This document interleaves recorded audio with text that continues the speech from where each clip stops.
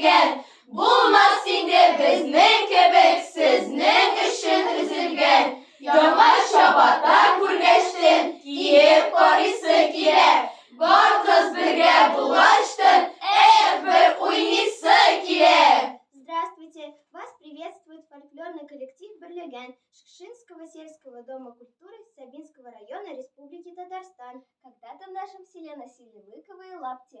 Простую и практичную обувь умели плести почти все крестьяне. Лапти, изготовленные в соседней деревне Сарда, считали самыми лучшими. Их продавали в знаменитом Шкшинском базаре. Представляем вам татарскую народную игру «Шабатаще» – лапотница. Участники игры, взявшись за руки, встают в круг. В середине круга сидит водящая, делая вид, что плетет лапти. Распевается частушка.